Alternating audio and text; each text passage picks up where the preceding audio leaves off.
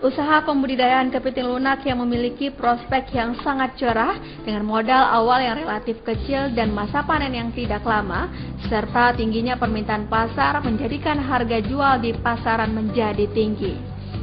Dengan hanya memelihara sekitar 150 kg bibit kepiting, sudah bisa menghasilkan pendapatan mencapai 2 juta rupiah per siklus.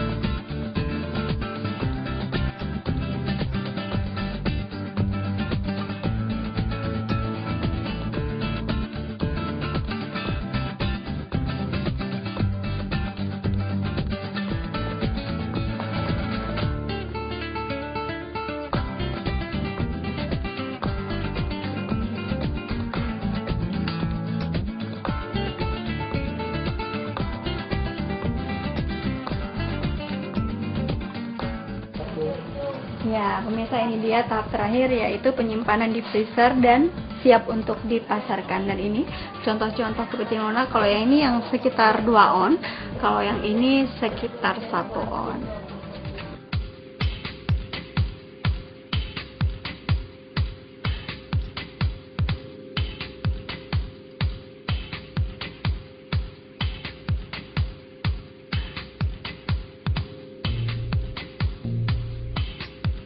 Ya pemirsa, setelah melihat pembudidayaan kepiting lunak yang ada di Kabupaten Pidi, sekarang saya akan mengajak Anda untuk berbincang bersama Bapak Herlen. Beliau adalah salah satu pioner yang membudidayakan kepiting lunak yang ada di daerah Banda Aceh dan Aceh Besar, dan beliau juga ketua dari ALSC.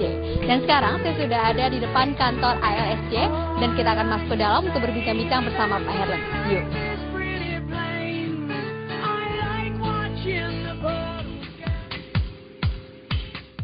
ALSC atau Aquaculture Livelihood Service Center adalah suatu lembaga pusat layanan informasi pengembangan mata pencaharian masyarakat pada sektor budidaya perikanan.